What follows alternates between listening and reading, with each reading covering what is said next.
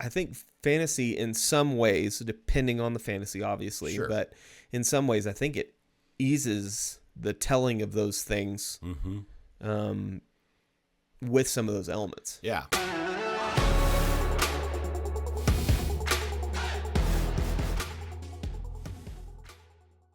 Hey there, Nomads of Lore. I'm Jonathan. And I'm Sean. And together we are Mead and Mischief, your home away from no home. And today we're going to be reacting to some Wheel of Time Season 3 stuff. Yeah, stuff. Stuff. News, stuff, and junk. News stuff. Cast reveals. Yep. Whatever Cast that means. reveals about Season 3. Hopefully something exciting. We're going to be watching these. Guess what? We both have headphones on, so y'all don't have to hear weird duplicated whatever things. I know we've done that sometimes in the past, but we got it all fixed today. We're doing our own personal little watch party, and on 2 different laptops in the same room because we're cool like that. Anyway, but yeah, we're too lazy to move our chairs around. If you haven't seen this video, you'll be with us watching it the first time. We're going to be pausing it as it goes. Well, we'll see. If we need to pause it, we might pause it and have some little discussions, but who knows? It's a 10-minute video. So cutting in the middle of this to let y'all know we reacted to the whole video and we had some good discussion, and so we're definitely going to still release this. I don't think this video is new based on the fact that it's hard to tell. Based on the fact that they have the season 2 trailer in it, and I'm seeing some other interviews where they have the same clothing on from earlier, so this may have already been released, and if it is, we didn't react to much content leading up to season 2, so y'all may have already seen this. But hopefully you enjoyed our discussion. I guess let's get started. Yeah, y'all excited? I'm excited. Nope, not hearing anything. Well, I think I hear things. Fans are excited to see the land. Are you hearing things? Yep. Okay, good. Storyline, and I am always too. I'm a fan of it in the books, but it's interesting to see how they're implementing it into our show. I think it was probably sooner than the books, but that's, we have to do that sometimes because we're never guaranteed how long we're going to be able to go. So I'm always looking forward to, as much as I love working with Moraine, but exploring things with Zoe is always very satisfying. And I just finished some really great stuff with her about 2 weeks ago that I think that the fans are going to really love. And it's exciting. Some really that is great exciting relationship stuff. So I think that. So what are your thoughts now? We're going to be stopping the video. Yeah, we're going to be stopping the video. Yeah, no, we're going to be stopping the video. What's up? So there's a lot to discuss here, probably, and hopefully it's going to be fun. So I thought, we talked a lot about Robert Jordan's writing of. We're going to try to keep book spoilers to the minimum, but we've talked a lot about Robert Jordan's writing of relationships and how they are kind of mediocre for the most part in the books, especially the build up to them. Yeah. And I think Lan and Nynaeve's was definitely one. I love their relationship by the end of the series, but I thought, and I still think that season 1, I like what they did in the show with their relationship, and I like how they fast forward some of the things and made it a little bit more interesting. What are you still feeling about the same way in that? Or I loved what they did. I think they built it up quite a bit with Nynaeve's Arches scenes. And I think that intensified. In season 2. In season 2 intensified, even though he wasn't in the scene a whole lot. You saw him a little bit, and at the very beginning is like run off with me kind of thing, and you're real confused with she was out of the arch anyway. So I think I really like what they did there. I like what they did in season 1 with it, and I think there's some pretty good pacing. I felt maybe a little rushed prior to the arches. I think the arches kind of everything in this show is rushed. Yeah. I think that's going to be that's. But I think the arches solidified that rush and okay, we're at maybe a good pacing for them to be super excited to see each other, and we'll see where we go. But I think I'm at a good place with their relationship as of the end of season 2. I think it's a good thing. Okay. I definitely felt too rushed on season 1, but what about you?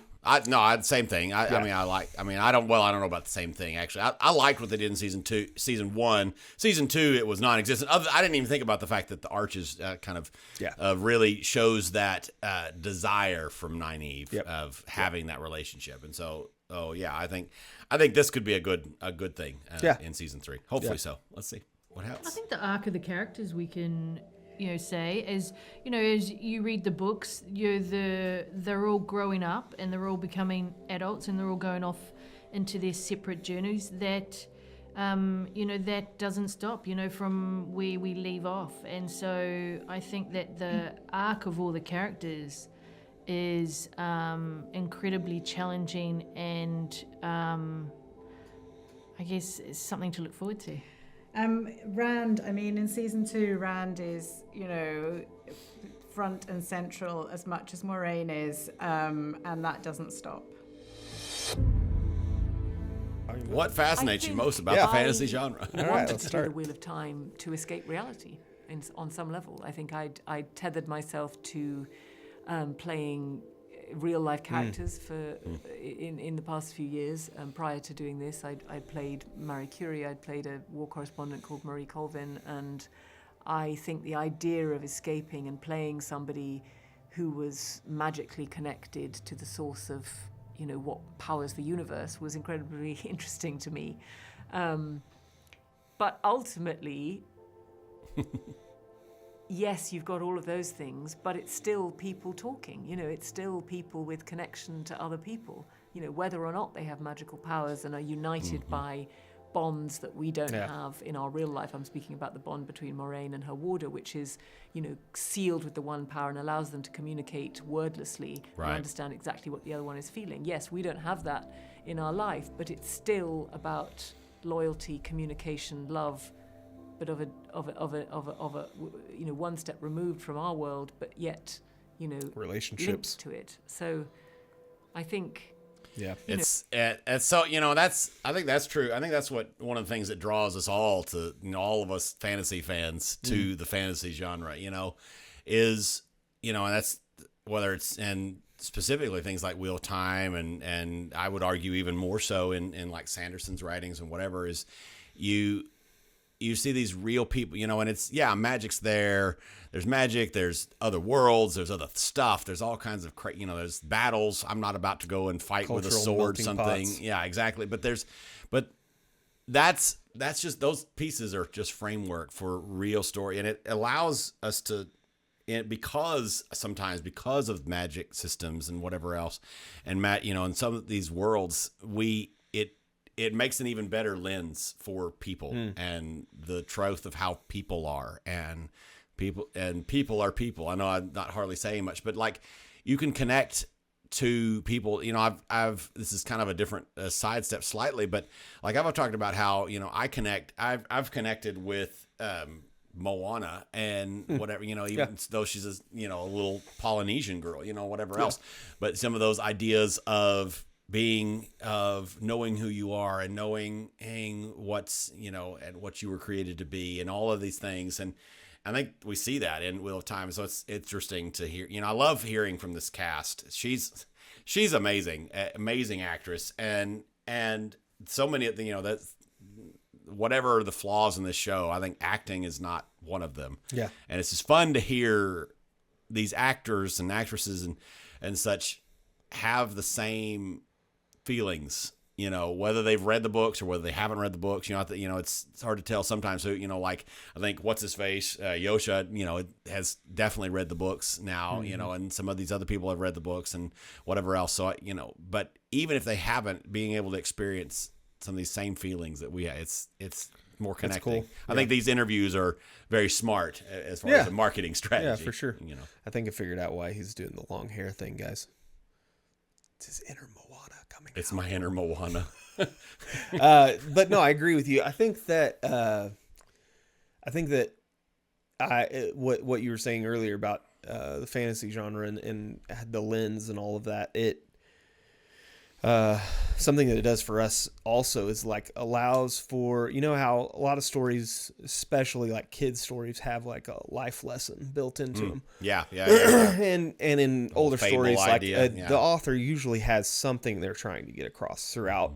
Maybe it's different, if it's talking about slavery, like why this is wrong or why people are human beings that are not supposed to be treated that way. Different different things. And I think fantasy, in some ways, depending on the fantasy, obviously, Sure. but in some ways, I think it eases the telling of those things with some of those elements. Yeah, no, that's really good. That's a it allows, like, your example is it reminds me of my reading of the Broken Earth trilogy, and some of the struggles of some of the characters in there, and it's very clear. N.K. Jemisin is talking about race, she's talking about gender, she's talking about those are the alienations that she's addressing in the real world, obviously, and we know about her politics.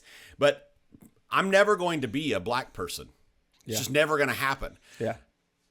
But in a fantasy world, I can have the slightest inkling of some understanding and like, I'm not, and don't misunderstand what I'm saying. I can't, I'm not trying to appropriate what, but it gives, allows you to sympathize. I'm never going to be a drug addict or whatever, but reading Philip K. Dick, I can see some into the mind of a drug addict person and some of these things. And so it allows us to empathize in a way better. that non-fantasy and non-science fiction type stuff just doesn't have the same power to do. That's a fantastic point. Absolutely. Yeah. All the human defects, if you have it, still come to play in fantasy.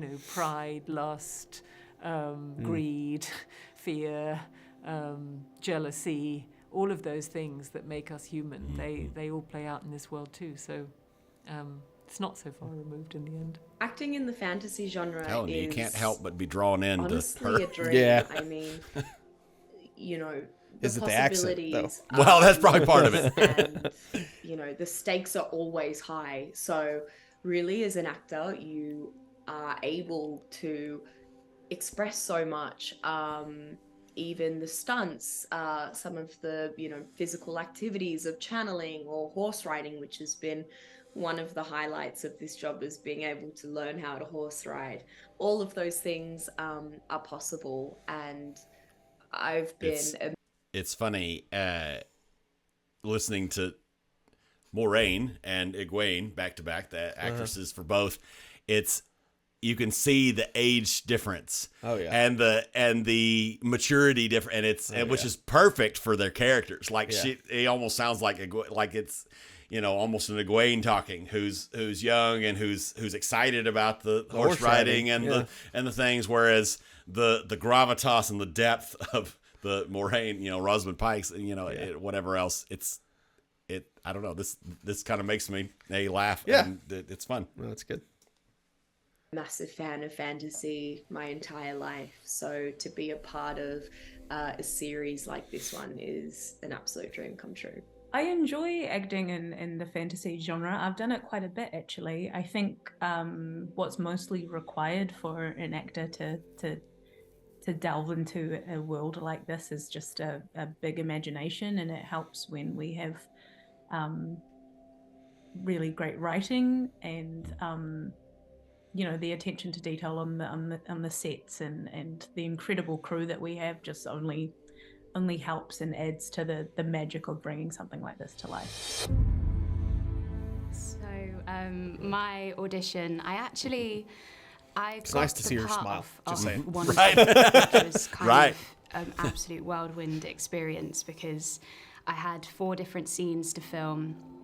And I taped them with a friend with very little knowledge of what I was taping for. Everything was code worded, and their faces to me in this thing exude their characters in this show, which I'm sure happens, when you play a character on a show or a movie for long enough, you kind of start to morph into that brain. It's just like the way their responses, Matt, Donald's, kind of cheeky grins on the side, and hers kind of serious, but in her own world, and Perrin kind of aloof, barely cracking a smile here. I don't know. It's just funny. Yeah. I didn't even know what the show was. I didn't know the names of the characters.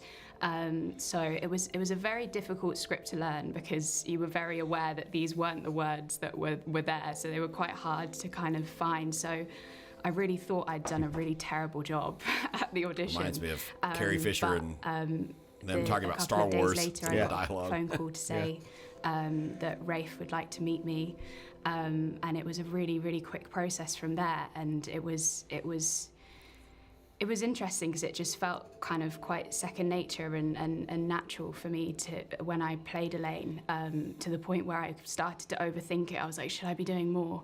But actually, it was just really coincidental that she kind of just felt what like is she wearing? A missing piece. And this is the second time I've seen I don't know. Weird sweater like sweater. that. That's what the sleeves sweater, are. Sleeve dress. It's the second time I've seen somebody wearing. I don't know.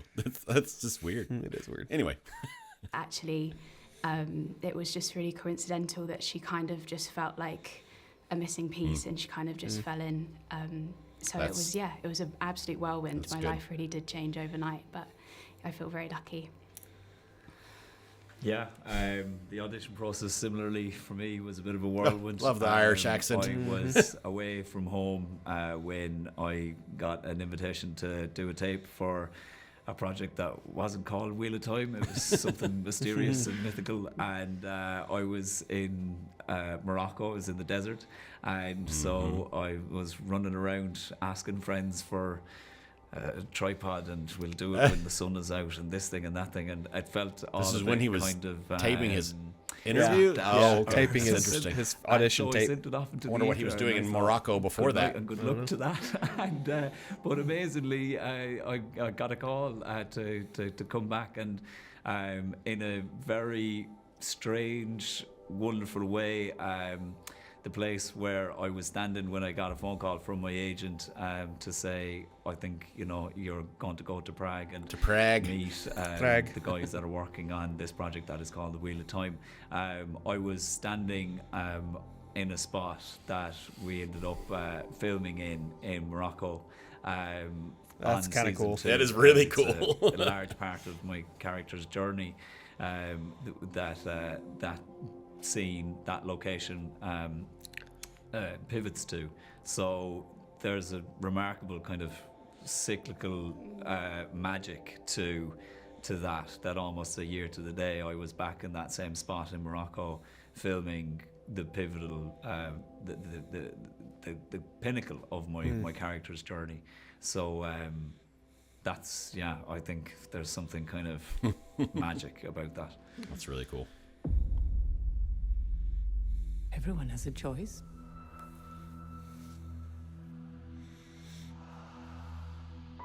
And every choice has a consequence. More bath scenes. Oh no. We didn't defeat the Dark One. We set him free. No one should have that much power.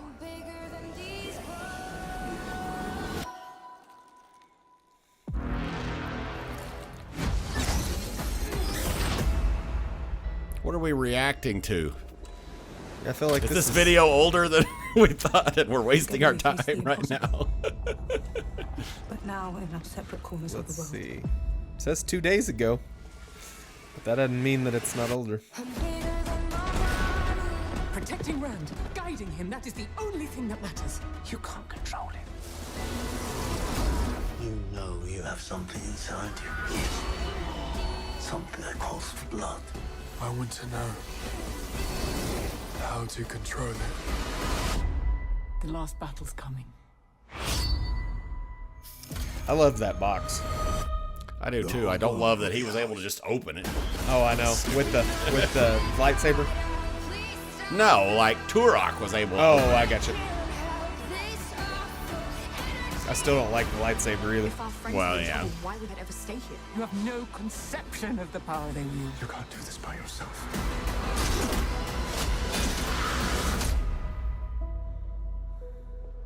There are many paths to walk through the night. It's not always the most powerful who write history. It's the ones who survive. I'm tired of being a spoke in the wheel.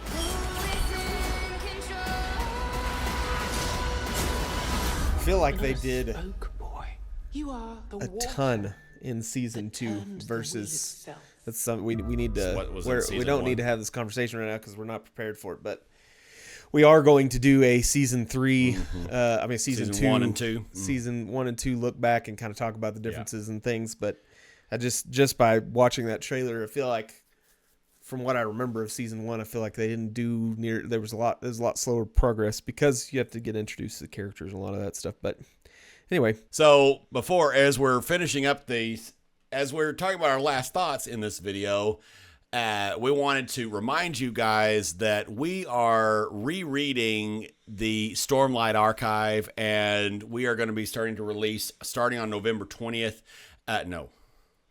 November 20th? November 3rd. November 3rd. Starting on November 3rd, we're going to be releasing a couple new videos at least. That may kind of tweak as we get into it and see what y'all's needs are and all those things. But we're going to be releasing a video for new readers who are brand new to Stormlight Archive, and a video for returning rereaders, which are what we're doing and all those things. And so we'd love for you to join us. We'll put a link in the iCard to kind of our introductory video on what we're doing. And if you want more information, the best place to go for that is our Discord channel, which will be in the description of this video. Also, our Patreon that's newly released, patreon.com/Nomads of Lore. If you can spare some change, that would be great. If you can't, don't worry about it. We don't want you to feel like you need to. This is definitely just to help us out, and if you feel like you want to support the channel. So, love you guys. Hope you have a wonderful week. I don't know why I said love you, but love you, Nomads. Love you guys. Y'all have love you, man. Love you, buddy. Yeah. Anyway, so season 3 of the Wheel of Time. I'm actually, I've started to watch more and more little videos and the Rafe's interview and some other stuff, and I'm honestly getting a little more and more excited about season 3, which we probably are gonna, the prediction is probably early 2025. Of course, they were saying the same thing about season 2, so who the heck knows? So it might be end of 25. But they're unfortunately still doing season 2 of Rings of Power, so they're gonna have to squeeze that in there somewhere. So who the heck knows when this show will come out and whatever else. But I'm honestly getting more and more excited for season. I think season 3 is for me personally is going to be the make it or break it.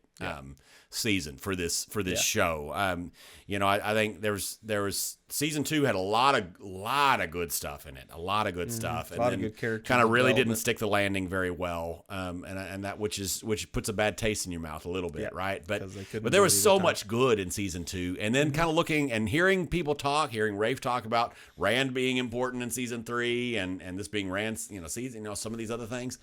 I'm getting more and more excited, which I don't know, that might be good or bad, as far as, expectation, whatever. But I'm hopeful. And I love seeing these interviews. And when you compare this sort of marketing strategy, and that's what it is, it's about, they want you to like it. They want you to spend your money on it, whatever else. They wanted the same thing for the Hobbit movies, and they were trash. So, but sort of this marketing strategy is, you see so many other shows right now that are, even with Rings of Power, where in so many ways the marketing was just like, the original sucked, and so we're making our own thing. They had, the infamous interview, with the influencers or whatever in Rings of Power, where these guys basically clearly didn't know Lord of the Rings and didn't like it, and whatever else. But this, from a marketing perspective, again, it's all smoke and mirrors, right? So that, let's keep our heads on straight. Yep. But at least in the marketing, they are trying to portray a love for the property, and I know some of you guys would disagree, and that's fine. But I think there are some evidences that there is at least some love for this property. Yeah. And so anyway, I don't think everybody on the set is in love with this property. I think that's where, and it may not be that they're not in love with it or they hate it or they despise it or whatever. It may not be that bad. It may be more of a just not understanding and not caring enough to read it or not caring enough to give it a chance or whatever that is. So I think that's why we're struggling so hard on season 1, season 2 endings. I think it's just because not everybody's on the same page. I still say it's focus too, and like what we're going to focus on, But hopefully, like you said, I think it's the same for me. It's like third time's the last chance you got, and if you screw this one up bad enough, I ain't coming back. But I think they have a good chance to at least do some good work, and as long as they can do lots of Rand work and work on him. I think that's the biggest area still. Yeah. Absolutely. So they're still only going to have eight episodes, so they're going to have to figure out how to focus into 8 episodes and make that work for a finale. But how did you guys like this format of video? I don't think we've really done a react video with all this hopefully this turns out. The editing is going to be a pain of this thing because of varying choices, but it'll be all right. Thank you guys again for joining us, and we'll see you next week on some Stormlight Archive. Yep. See you then. Bye-bye.